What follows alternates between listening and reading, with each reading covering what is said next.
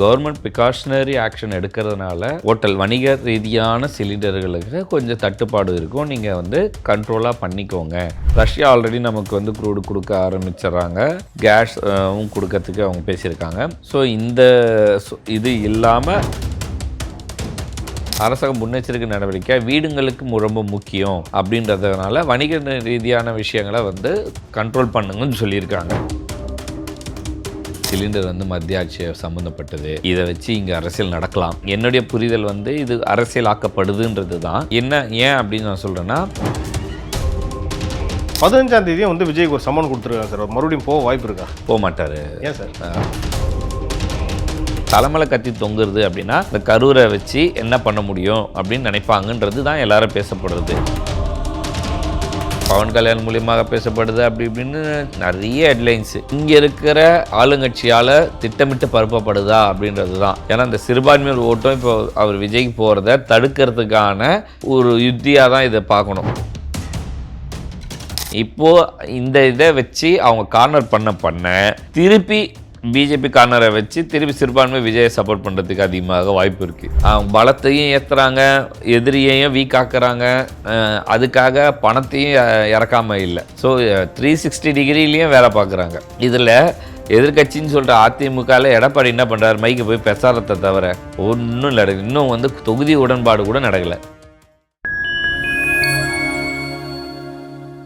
நேயர்களுக்கு வணக்கம்.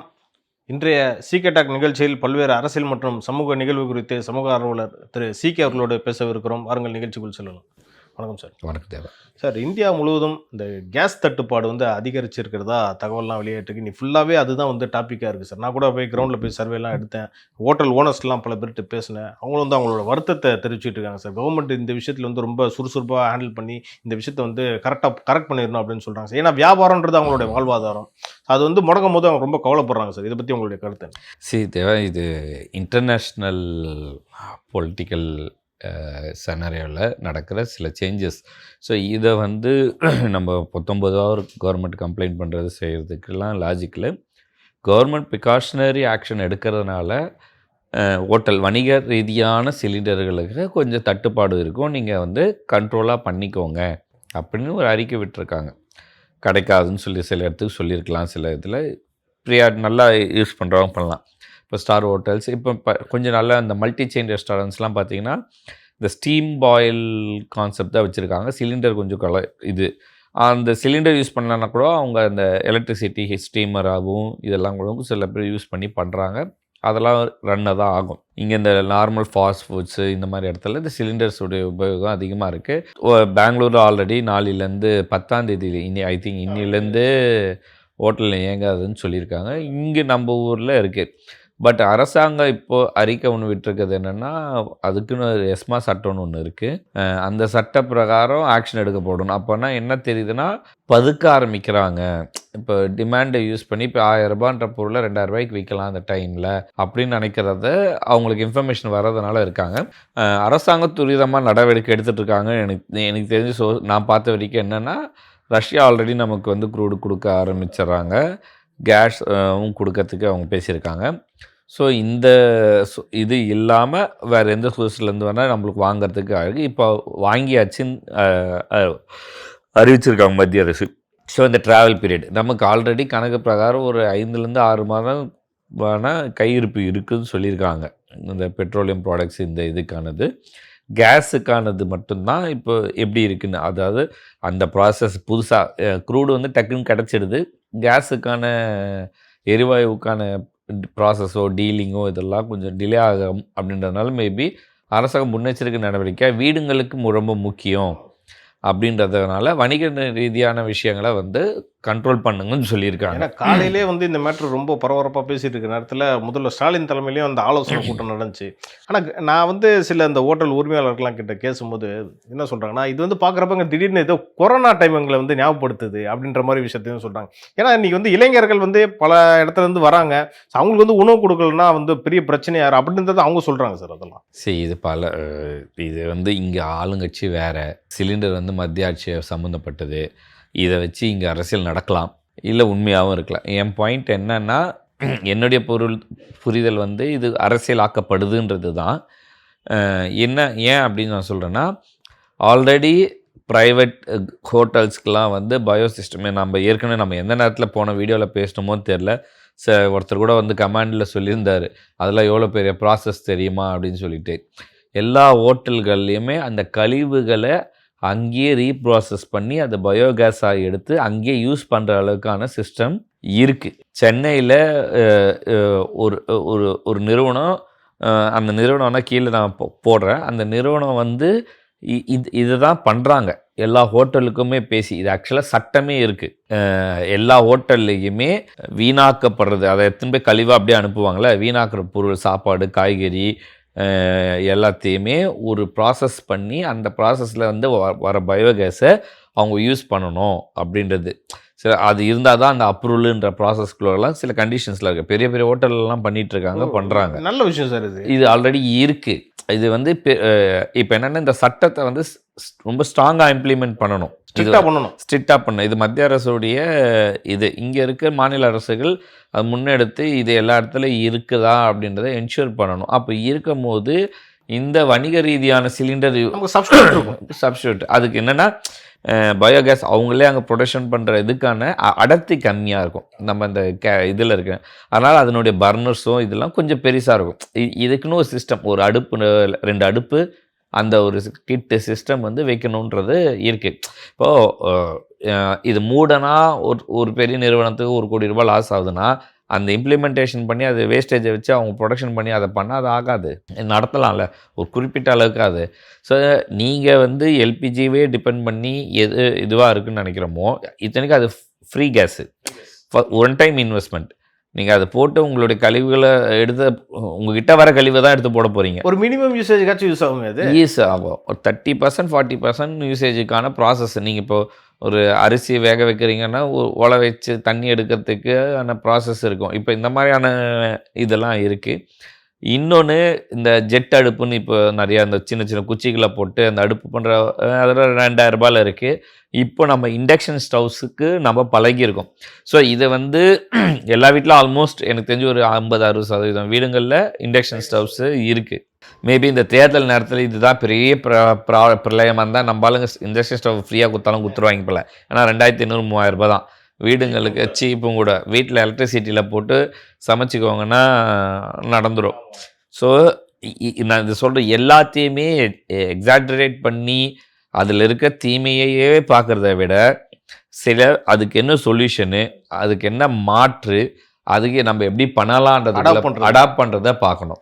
ஏன்னா கோவிட் டைம் நமக்கு வந்து பெரிய ஒரு லைஃப் லெசனை வந்து கற்பிச்சிச்சு. ஸோ இதுவும் வந்து ஒரு விஷயத்தை நம்ம கற்றுக் கொடுக்குது, அதை நம்ம அடாப்ட் பண்ணிக்கணும்னு நீங்கள் சொல்கிறீங்க. ஆமாம். அடுத்தபடியாக நம்ம வந்து தாவேகாவோட அரசியலை நம்ம பார்க்கலாம் சார். என்னென்னா சிபிஐ வந்து விஜய் அவர்களுக்கு ஒரு சம்மன் கொடுத்துருக்கு. ஆனால் ஒரு போல, ஏன்னா இந்த நேர்காணல்லாம் போயிட்டுருக்கு சார். அதே மாதிரி 15ஆம் தேதியும் வந்து விஜய்க்கு ஒரு சம்மன் கொடுத்துருக்காங்க சார். மறுபடியும் போக வாய்ப்பு இருக்கா? போக மாட்டார். ஏன் சார்? இது வந்து ஒரு ஒரு ஒரு விதமான அழுத்தம் டிவிகேக்கு கொடுக்கப்படுகிறது. பாஜக அந்த அழுத்தம் வந்து ஒன்று கூட்டணிக்குள்ளே இணையணும் இருக்கும், ஓகேவா, இல்லை வேறு விதத்துக்கான இதுவாக தான் இருக்கும். ஏன்னா விஜய் தலைமையில 2 கத்தி தொங்குது சார். ஒன்று இந்த சிபிஐ மேட்ரு விசாரணை தொங்குது, இன்னொன்று ஜனநாயகன் தொங்குது. எல்லாமே ஒரு ஜனநாயகன் ஒரு பிரச்சனை இல்லை. இப்போ படம் ரிலீஸ் ஆகலன்னா அவ்வளோதான் அவருக்கு, அதனால பெரிய பிரச்சனை இல்லை. இன்றைக்கி பெரிய தலைமையில் கத்தி தொங்குறது அப்படின்னா இந்த கரூரை வச்சு என்ன பண்ண முடியும் அப்படின்னு நினைப்பாங்கன்றது தான் எல்லாரும் பேசப்படுறது. எனக்கு தெரிஞ்சு இந்த 2 நாளாக நியூஸ் சேனல் வந்து பவன் கல்யாண் மூலியமாக பேசப்படுது அப்படி இப்படின்னு நிறைய ஹெட்லைன்ஸு. இது வந்து 2 நாளைக்கு முன்னாடி பழைய செய்தி இது, ஓகேவா. எல்லாம் இதை போட்டுட்டு இது இங்கே இருக்கிற ஆளுங்கட்சியால் திட்டமிட்டு பரப்பப்படுதா அப்படின்றது தான். ஏன்னா இந்த சிறுபான்மையர் ஓட்டம் இப்போ அவர் விஜய்க்கு போகிறத தடுக்கிறதுக்கான ஒரு யுத்தியாக தான் இதை பார்க்கணும். இது டு பி ஃப்ராங்க் பேச்சுவார்த்தைகள் அந்த மாதிரியான விஷயங்கள் எதுவும் இல்லை. சம்மன் வந்திருக்கு, அதான் நயனார் தெளிவுபடுத்தி சொல்கிறாரு. ஸோ இங்கே அதை வந்து அரசியலாக்கப்படுது. அரசியலாக்கிறதுனால அது பாதகம் ஆக. ஆனால் இந்த ப்ரெஷர் விஜய் எப்படி ஹேண்டில் பண்ண போகிறாருன்னு இருக்குது. அவர் நிஜமாகவே இப்போ எக்ஸாம்பிள் பார்த்தீங்கன்னா 2011 விஜயகாந்த் வந்து அதிமுக கூட்டணி வைக்கிற இன்டென்ஷனே கிடையாது. அப்படியா சார்? இல்லையே சார். ஓகே. இல்லை, பேச்சுகள் பேச பேச நீங்கள் சேர்ந்தாயிடும், திமுக வந்தால் திருப்பி நீங்கள் காணாமல் போயிடுவீங்கன்னா அந்த ஒரு மேனிப்புலேட்டில் ஒரு ஒரு அந்த இதை செட் பண்ணுறது, நெரேட்டிவ் செட் பண்ணி அதுக்கான புஷ்ஷை வந்து கொண்டு போகிறது. ஸோ அந்த மாதிரி இவர் ஒரு சைடாக இப்போ இப்படி தள்ளிட்டா திமுக இப்படி போயிட்டாலும் ஆக்சுவலாக இப்படி போயிட்டா எனக்கு தெரிஞ்சு க்ளோஸ் நம்ம எடுத்துக்கலாமா? விஜய் எதிர்காலம் க்ளோஸு. அதிமுக பிஜேபி டிவிகே உடைய அலைன்ஸ் வின்னு அப்படிதான் பார்க்கப்படும். ஆனால் அது நடக்காது. ஏறக்கூடிய 2011 விஜயகாந்த் அவர்கள் நடந்த மாதிரி தான் நம்ம எடுத்துக்கலாமா? நடக்கவே நடக்காது. இல்லை சார், நடந்தா சொல்றேன், நடக்காது. நம்ம அப்புறமா பேசலாம். அது வந்து 2031 பேசலாம் நடக்குமா நடக்காதான்னு. ஏன்னா இன்னிய தேர்தலில் தன்னுடைய பலத்தை அவர் பார்க்க வேண்டிய கட்டாயத்தில் இருக்காரு. அது இல்லாமல் யார்கிட்ட பேசணும்? இப்போ காங்கிரஸ் என்ன சொல்லிட்டு போனாங்க, இவங்கள வச்சு பேரத்தை பேசி எங்கள் சீட்டு ஒரு 3 சீட்டு வாங்கினாங்க. ராகுல் காந்தியை கார்கே எதை வச்சு கன்வின்ஸ் பண்ணாரு? முதல்ல அவருடைய பலத்தை நிரூபிக்கிட்டு அப்புறம் பேசலான்னு. இப்போ இங்கே போய் சென்னை எந்த பலத்தை வச்சு அவர் பேசுவார் நாளைக்கு? ஒன்றுமே சினிமாவுக்கு தான் நடிக்க போகணும். சரி, இவ்வளோ பெரிய விஷயங்கள் பண்ணிட்டு அரசியல் எதுவும் நடக்கலாம். ஆனால் இந்த மாதிரி எல்லாரும் இப்போ டிடிவிலாம் எவ்வளோ அக்ரெசிவாக இறங்கினாரு, எவ்வளோ விமர்சிச்சதில்லை. போன தேர்தலெல்லாம் களமே டிடிவிக்கு ரொம்ப பாசிட்டிவாக இருந்துச்சு. ஆனால் அடி மேலே குத்தாங்க. சின்னத்துலேருந்து இதுலேருந்து எல்லாத்துலேயுமே பண்ணாங்க. கூட்டணிக்கு ஒரு கட்சி வரவிடாமல் பண்ணாங்க. கூட்டணிக்கு பேசிகிட்டு இருந்தாங்க. எனக்கு தெரியும் பல கட்சிகள் எந்தெந்த கட்சி பேசிச்சுன்னு எனக்கு தெரியும். அந்த தேர்தலுக்கு முன்னாடி 6 மாதத்துக்கு முன்னாடிலேருந்து எந்தெந்த கட்சியெல்லாம் இப்போ டிவிக்கே கூட பேசிகிட்டு இருந்துச்சு நம்ம பேசணுமோ அது எல்லா கட்சியும் அமமுக கூடயும் பேசிச்சு. ஆனால் அதை வரவிடாமையும் தெளிவாக இந்த 2 பேரும் கூட்டணி பிளான்லையும் பிஜேபியும் அது காய் நடத்தி கடைசியில் சின்ன வரைக்கும் அவரை வச்சு செஞ்சு விட்டாங்க. எவ்வளோ அழுத்தம் சார்? அந்த அழுத்தம் விஜய்க்கும் வரும். அதை நம்ம ஏற்கனவே பதிவு பண்ணியிருக்கோம் நம்ம வீடியோ. அந்த அழுத்தத்தை விஜய் எப்படி ஹேண்டில் பண்ணுறாரு? இதை மீறி அவர் தனியாக நிற்கணும். தனியாக மீறி அந்த அந்த ஃபோர்ஸ் இருக்கா சார்? அந்த ஸ்ட்ரென்த் இருக்கான்றது தான் சார் விஜய் கேள்வியே. இருக்குதான் தேவா. குடும்ப பிரச்சனையிலேருந்து கரூர் பிரச்சனையிலேருந்து எல்லா பிரச்சனைக்கும் லைவில் பார்த்துட்டோம். அது எதுவுமே விஜய் பெருசாக பாதிக்க மாட்டேந்தே. அவர் பாட்டு கூலாக அங்கே நேர்காணல் நடத்திக்கிட்டு இருக்காரு. யார் எந்த தொகுதியில் போட்டியிட போகிறாங்க பேசிட்டு பேசுகிறாரு. மகளிர் தினத்திலே போய் அது என் பர்சனல் பிரச்சனை, நான் பார்த்துக்கிறேன், நீங்கள் வேலையை பாருங்கன்னா அதுக்கும் பொம்பளை பிள்ளையும் கத்தி தானே இருக்குது. அதான் சொல்கிறேன், அவருக்கு ஏதோ ஒரு அதிர்ஷ்டம், ஏதோ ஒரு காற்றடிக்குது. அது எங்கே போய் முடியுதுன்றதை தேர்தல் முடிஞ்சு நம்ம பார்க்கலாம். ஆனால் அது அவருக்கு நல்ல ஒரு ப்ளஸ் பாயிண்ட் ப்ளஸ்ஸாக தான் இருக்குது. இப்போது இந்த இதை வச்சு அவங்க கார்னர் பண்ண திருப்பி பிஜேபி கார்னரை வச்சு திருப்பி சிறுபான்மை விஜயை சப்போர்ட் பண்ணுறதுக்கு அதிகமாக வாய்ப்பு இருக்குது. இது எப்படின்னா பால் இங்கே இருக்குது, இவங்க என்னன்றாங்க இதை தூக்கி இவர்கிட்ட இருக்கிற பாலை இவர்கிட்ட கொண்டு வரதுக்கு இப்படி தள்ளுறாங்க. திருப்பி அவங்க என்ன பண்ணுறாங்க, திருப்பி இங்கே இருக்க பாலை தூக்கினது இவர்கிட்ட வைக்க பார்க்குறாங்க டிவிகேக்கு. ஸோ இப்படி தான் சுற்றி நடந்துட்டு இருக்கே தவிர ரியாலிட்டி வந்து அது டிவிக்கே வந்து அதிமுக அலைன்ஸ்லாம் வாய்ப்பே கிடையாது. இந்த தேர்தலில் வாய்ப்பு இல்லை. Okay sir. அதே மாதிரி திருச்சியில் ஒரு திமுக பிரம்மாண்டமான மாநாடு நடந்துச்சு. அங்கே வந்து முதல்வர் ஸ்டாலின் அவர்கள் வந்து ரொம்ப ஒரு கான்ஃபிடென்ட்டாக சொல்கிற விஷயம் என்னன்னா, வரக்கூடிய தேர்தலில் வந்து 200க்கு 200 நாங்கள் 234க்கு 200 நாங்கள் வெல்லுவோம் அப்படின்னு சொல்கிறாரு. ஸோ இந்த தேர்தலில் வந்து முதல்ல விஜய் அவர்கள் களமாடுறாரு. இது வந்து திமுகவுக்கு எந்த வகையில் ஒரு தலைவலி ஏற்படுத்த போகுது? திமுகவுக்கு பெரிய தலைவலி இருக்கிற மாதிரி எனக்கு தெரியல தேவா. இது களம் மாறி போச்சு. இப்போ வந்து நம்ம ஒரு 2-3 வாரத்துக்கு முன்னாடி வரைக்கும் திமுகவுக்கு இருந்த களம் நான் பயந்து சொன்னேன். 90 சீட்டா 120 சீட்டா இந்த ரேஞ்சுக்குள்ளே எது வேணா வரலாம், ஆனால் திமுக ஆட்சி அமைக்கிறதுக்கான வாய்ப்புகள் இருக்குது, இப்படிலாம் போயிருந்தோம். இப்போ ஷோஷாட் டிஎம்கேன்னு வந்துடுச்சு. ஓகே, கூட்டணினாலேயா சார்? கூட்டணி அது அந்த கட்டமைப்பை வந்து கொஞ்சம் ஸ்ட்ராங்காகிட்டாரு. பெர்ஸ்பெக்டிவ் ரொம்ப முக்கியம். பெர்ஸ்பெக்டிவ் ஒரு மக்கள்கிட்ட இது கூட்டணி ஜெயிக்கிறது அளவுக்கு பலமான கூட்டணி ஒரு பெர்ஸ்பெக்டிவ் வச்சுட்டிங்கன்னா, இதில் ஒரு சில மக்கள் ஓட்டில் சில பேர் வந்து ஜெயிக்கிற கூட்டணிக்கு ஓட்டு போடணுன்ற எண்ணத்தில் இருக்கிறவங்க நிறைய பேர் இருப்பாங்க. அது அந்த இயல்பான விஷயத்த இவங்க கவர் பண்ணுறாங்க. அது டிஎம்கே அதை வந்து யூஸ் பண்ணி கரெக்டாக கொண்டு போகிறாங்க. ஓகே, அவங்க பலத்தையும் ஏற்றுறாங்க, எதிரியையும் வீக் ஆக்குறாங்க, அதுக்காக பணத்தையும் இறக்காம இல்லை. ஸோ 360 டிகிரிலையும் வேலை பார்க்குறாங்க. இதில் எதிர்கட்சின்னு சொல்கிற அதிமுகவில் எடப்பாடி என்ன பண்ணுறாரு, மைக்கு போய் பெசாரத்தை தவிர ஒன்றும் நடக்கல. இன்னும் வந்து தொகுதி உடன்பாடு கூட நடக்கலை சார். அதனால தான் வந்து பார்த்தீங்கன்னா இன்ன வரைக்கும் எலெக்ஷன் டேட் அனௌன்ஸ் பண்ணல சார் தமிழ்நாட்டில். என்னன்னா இப்போ தாவேக்காக்கும் அதிமுகக்கும் அந்த கூட்டணி என்டிஏக்குள்ளே கூட்டு வரதுக்கான வேலை நடக்குது. அதனால தான் அனௌன்ஸ் பண்ணலான்ற மாதிரி சொல்கிறாங்களே சார். அதில் ஒரு 2-3 நாளில் வந்துரும்பா. 2-3 நாளில் வந்துடும். அதில் ஒன்று 13 இல்லைன்னா 15க்குள்ள. ஆமாம் சார். என்ன சொல்கிறேன் 16 அதிகபட்சம் 16 கூட வந்துடும்ன்றாங்க. ஆக்சுவலாக நம்ம இது பிரகாரம் முதல் வாரத்தில் வர வேண்டியது. அது கண்டினியூஸாக இப்போ மோடி அவர்களுடைய பிரச்சாரம் இந்த இதெல்லாம் இங்கே இன்னும் செட் பண்ண வேண்டிய இது இருக்கிறதுனாலையும் நேரம் இருக்குது.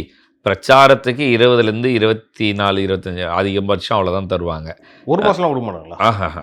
20 நாள் 25 நாள் தான். இல்லை சார், இப்போ ஒரு எக்ஸாம்பிள் ஒரு 15ஆம் தேதி அனௌன்ஸ் பண்ணுறாங்கன்னா கரெக்டாக அடுத்து 15 எலெக்ஷன் இருக்குமா, அது முன்னாடியே வருமா? 15 ஆச்சுன்னா 15 இப்போ இது மார்ச். ஆமாம், மார்ச் 15. ஏப்ரல் 13, அதாவது இப்போ 13 கணக்கில் இருக்குது.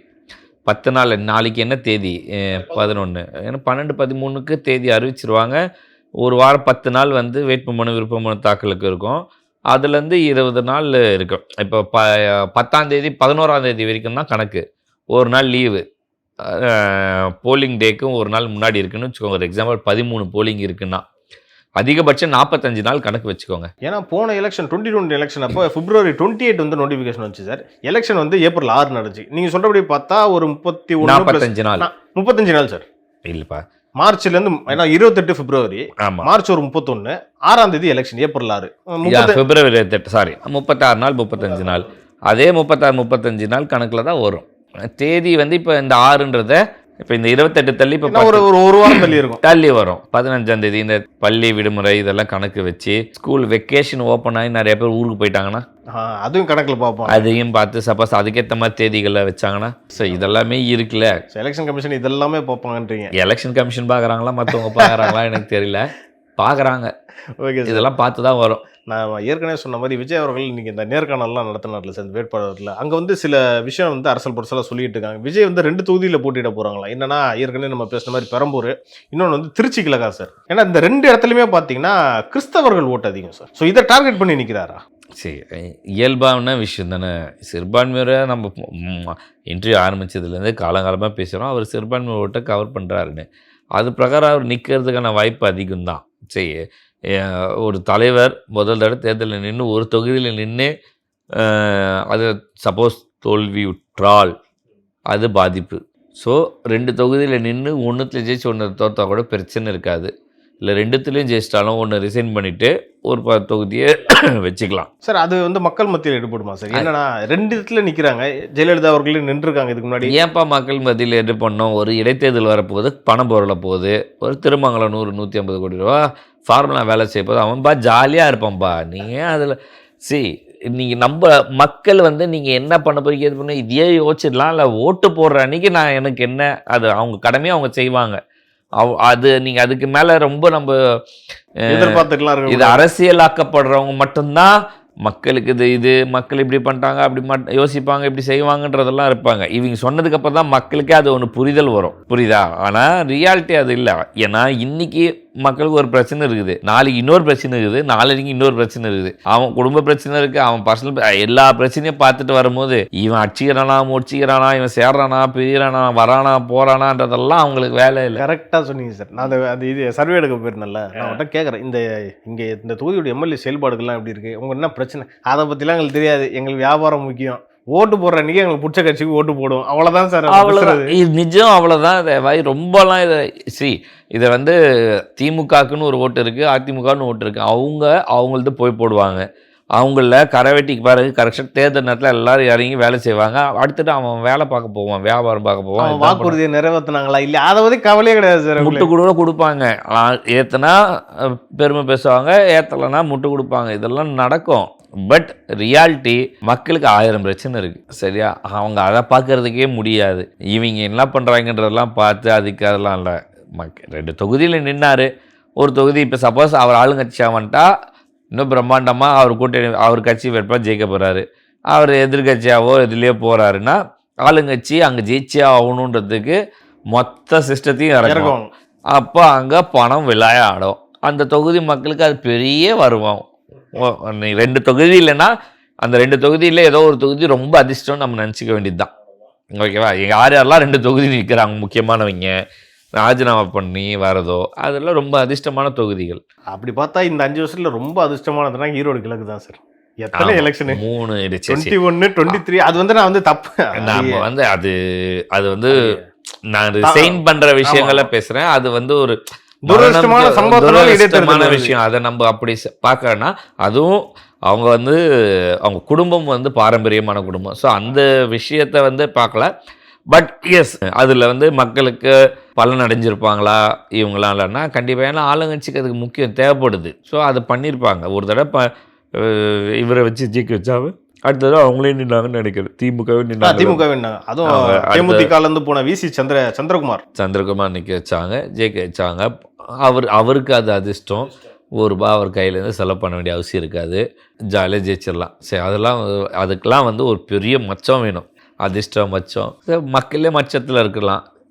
2 தொகுதி பெரம்பூரா திருச்சியான்னு பார்ப்போம். ஆமாம் சார். அது ஒரு சைடு இருக்கிறப்ப நான் ஒரு விஷயம் சொல்லுவேன் சார். இந்த சர்வே எடுக்க போயிருந்தேன், எனக்கு ரொம்ப பிடிச்ச ஒருத்தர்கிட்ட போய் கேட்டேன், இவ்வளோ பிரச்சனை இருக்குது, உங்களுக்கு என்ன தாங்க தேவைப்படுது, இந்த வரக்கூடிய கவர்மெண்ட்டுக்கு என்ன சொல்ல வரீங்க அப்படின்னு கேட்டால், நான் தினைக்கும் ஒயின் ஷாப்புக்கு போகிறேன், விலைவாசி ஏற்றிட்டாங்க, அதை குறைச்சா போதுன்ற மாதிரி ஒருத்தர் சொல்கிறாரு சார். இதை நம்ம எப்படி பார்க்குறதுன்னு எனக்கு புரியல சார். நான் என்னுடைய ஒப்பீனியன் இதில் டிஃப்ரெண்ட்டு தேவா. விலைவாசி ஏற்றம் அப்படின்னா அதே நேரத்தில் சம்பள உயர்வுகள் பெற்றிருக்கு. சரி, இங்கே என்னென்ன நம்மளுக்கான ஏற்றங்கள் கிடைக்குதோ அதுக்கேற்ற மாதிரி. இப்போ எக்ஸாம்பிள் நம்ம வந்து ஒரு 10 வருஷத்துக்கு முன்னாடி மேஸ்திரி ₹500 சம்பளம் வாங்கியிருப்பார். இன்றைக்கி ₹1500 சம்பளம் வாங்குவார். ₹600 இப்போ ₹800 வாங்கியிருப்பார். டபுள் வாங்க இதெல்லாம் இருக்குது. பட் நான் வந்து இந்த அவர் பேசுகிறாருல, சாராயத்தை விலை குறைக்கணும்னு கேட்குறத விட அத்தியாவசிய பொருளை விலை குறைக்கணும்னு கேட்டிருந்தா அது வந்து வேலிடாக நம்ம பார்க்கலாம். அத்தியாவசிய பொருளை எப்படி விலை குறைக்கிறது அப்படின்னா உள்ளூர் உற்பத்தி அதிகமாக்குறது. இந்த பதுக்கல், இப்போ சிலிண்டர்லாம் பதுக்கலில் பற்றி பேசுகிறோம். இதெல்லாம் இல்லாமல் மக்களுக்கு கிடைக்கிற மாதிரி நல்ல தரமான பொருள் நல்ல விலையில் கிடச்சதுன்னா இருக்கும். அதில் முக்கியமான கதை டிரான்ஸ்போர்ட்டேஷன் எவ்வளோக்கு குறையுதோ அவ்வளோக்கு விலை வந்து கண்ட்ரோலில் இருக்கும்.